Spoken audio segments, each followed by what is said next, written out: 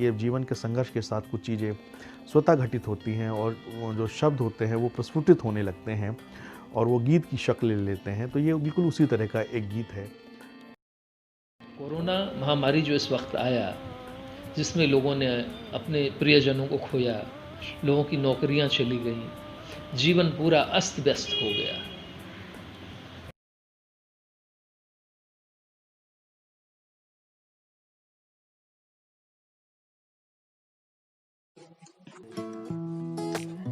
सरोज सुमन की गायकी हो या अमित त्यागी के शब्द हो, तो ये ऐसा संगम बनाते हैं कि संगीत का मधुर समुद्र की तरह ऊपर से शांत और भीतर से विराट बन जाता है। एक बार फिर इन दोनों की जुगलबंदी संगीत प्रेमियों को पसंद आ रही है। जीवन के संघर्षों के बीच सहनशीलता का संदेश देता यह गीत अमित त्यागी द्वारा एक दशक पूर्व लिखा गया था। अभी लॉकडाउन के दौरान सरोज सुमन ने जब इसे सुना तो तुरंत चहक कर बोले कि इसे मैं गाऊंगा। चूँकि गीत में हिंदी के क्लिष्ट शब्द थे जिसकी गायकी आसान नहीं होती है, उसके बावजूद सरोज सुमन ने गीत के साथ न्याय किया है। सरोज सुमन का कहना है कि ये कार्य इसलिए भी महत्वपूर्ण हो जाता है क्योंकि अमूमन संगीतकार आसान धुनों और शब्दों पर कार्य करना चाहते हैं, जबकि सरोज सुमन सिर्फ बाजार में न उलझकर भारतीय जड़ों की मजबूती पर काम करने वाले संगीतकार दिखते हैं। गौरव तलब है कि एच भारत इस गीत का मीडिया पार्टनर भी है। गीत पर सरोज सुमन का कहना है कि अमित के शब्दों में गहराई है, भाव प्रवणता है। इन सबसे बड़ी बात यह है कि अमित के लेखन में मौलिक चिंतन है। गीत का स्वतः प्रवाह धुन बनाना आसान कर देता है। वहीं अमित त्यागी कहते हैं कि वह सरोज सुमन के कंपोजिशन के कायल है। जगदीश सिंह की तरह सरोज भी दिल के तारों को भीतर तक स्पर्श करते हैं। जिस तरह जगदीश सिंह ने भारत में गजल में पाश्चात्य वाद्य यंत्रों का बेहतर प्रयोग किया है, वैसे ही सरोज ने भी जीवन जीवन गाने में एक अपनी ही शैली का अद्भुत संगीत दिया है। इस गीत के पहले ये जोड़ी दोहे आस का दीप, मन से बड़े बने और राम धुन का संगीत में तोहफा श्रोताओं को दे चुके हैं। ये जीवन के संघर्ष के साथ कुछ चीज़ें स्वतः घटित होती हैं और वो जो शब्द होते हैं वो प्रस्फुटित होने लगते हैं और वो गीत की शक्ल ले लेते हैं। तो ये बिल्कुल उसी तरह का एक गीत है। कोरोना महामारी जो इस वक्त आया, जिसमें लोगों ने अपने प्रियजनों को खोया, लोगों की नौकरियां चली गईं, जीवन पूरा अस्त व्यस्त हो गया। ऐसी स्थिति में ऐसा महसूस हो रहा था कि दूर दूर तक जहाँ कुछ सकारात्मक दिखाई ही नहीं दे रहा जीवन के प्रति, क्या ये यहीं ठहर जाएगा या जीवन इसके बाद समाप्त हो जाएगी ज़िंदगी? नहीं, ऐसा नहीं। ये गाना जो है एक दशक पहले हमने लिखा था लगभग। ये वो दौर था जब संघर्ष का समय चल रहा था, तो शब्द इसमें लिखने का प्रयास नहीं किए थे। ये एक जीवन के साथ जो गतिविधियाँ चल रही होती हैं उसके साथ ही इसके शब्द निकल के बाहर आ गए थे। बहुत अच्छा लिखा अमित जी ने कि नियति जब लेती है परीक्षा, सहनशीलता पथ होता है। सरोज सुमन जी से एक दिन चर्चा हो रही थी, उन्होंने उस गीत को सुना तो एकदम से वो चहक के बोले, अरे इसको तो मैं गाऊंगा, ये मुझे बहुत अच्छा लग रहा है। तो हमें तो ऐसा लगा कि जब सरोज सुमन जी जैसे इतने बड़े व्यक्तित्व ने इस गाने को सुन के तुरंत कहा कि इसको मैं गाऊंगा, तो ये तो एक खुशी का पल था, एक ये बड़ा ही आनंद वाला पल था। फिर सरोज सुमन जी ने इस पर कंपोजिशन शुरू की।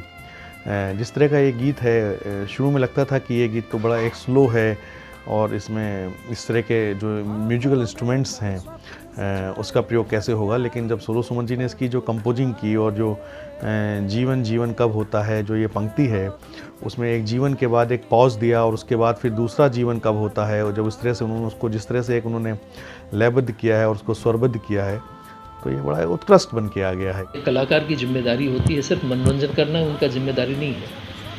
समाज में जब किसी भी तरह की कुछ ऐसी घड़ी या कुछ ऐसा प्रॉब्लम या इस तरह की चीज़ें आएँ, तो ऐसी स्थिति में समाज को साहस देने का काम, उनको उत्साह भरने का काम, जीवन के प्रति जोड़ने का काम, ये कलाकार का ही काम है। कलाकारों का, साहित्यकारों का, कवियों का, इनका ही काम है कि लोगों को उससे जोड़ा जाए।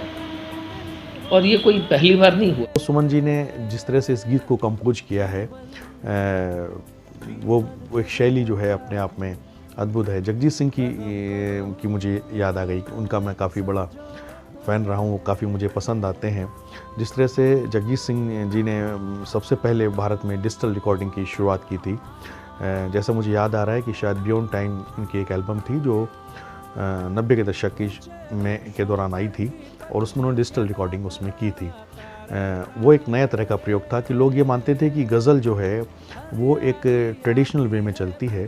उन्होंने गज़ल को एक नए रूप में, जैसे जगजीत सिंह जी लेके आए, डिजिटल रिकॉर्डिंग की और उसमें वेस्टर्न इंस्ट्रूमेंट्स का भी उन्होंने इस्तेमाल किया। सरोज सुमन जी ने भी जीवन जीवन कब होता है गाने में एक नई शैली को विकसित किया है जो बड़ा सुनने में बड़ी कर्णप्रिय लगती है और बड़ा सूदिंग उसका म्यूज़िक है। अब चूँकि उन्होंने रिकॉर्डिंग सब कुछ घर पे ही की है, कंपोजिंग भी उन्होंने घर पे की है, धुन का मास्टरिंग और उसकी मिक्सिंग वगैरह सभी कुछ उनका घर पे ही है। तो वो जो एक पक्ष है वो भी उनका एक बड़ा उल्लेखनीय हो जाता है कि संसाधन कम होने के बावजूद लॉकडाउन के दौरान उन्होंने इस सब को धुन तैयार करके ये आप जनता के सामने लेके आए। तो मुश्किल से मुश्किल घड़ी में जब आप सहनशीलता के साथ ज़िंदगी के साथ तालमेल बढ़ाते हैं, ज़िंदगी के साथ सामंजस्य स्थापित करते हैं, तो निश्चित ही आपके जीवन में कुछ प्राप्त होता है। ये एक डायरी में बंद था, वो सरोज सुमन जी के माध्यम से आप तक पहुंच रहा है। आप भी सुनिए।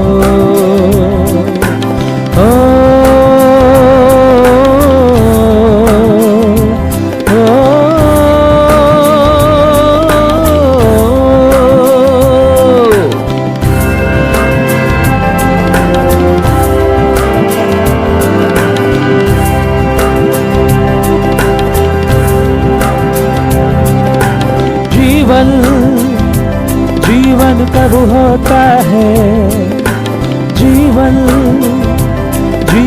कब होता है, कदम कदम एक समझौता है। जीवन कब होता है, कदम कदम एक समझौता है।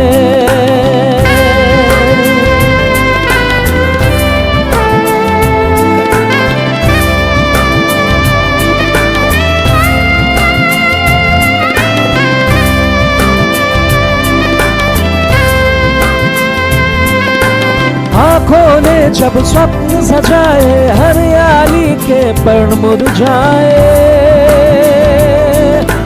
पैरों की तपती धरती में अपनों को हम याद न आए।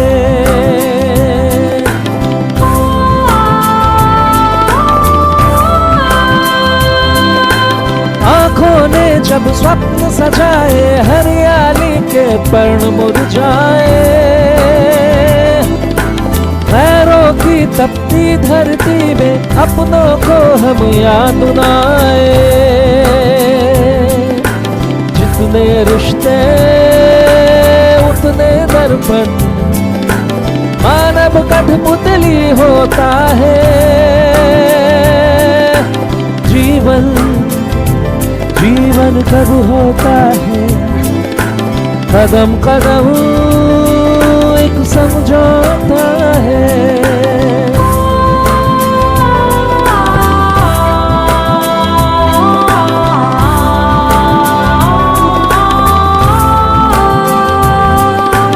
ऊंचे वृक्षों पर भी पतझड़ यदा कदा आता रहता है।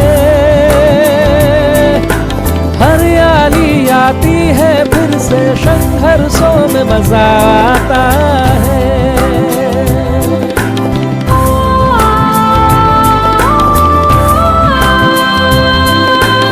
ऊंचे वृक्षों पर भी पतझड़ यदा कदा आता रहता है।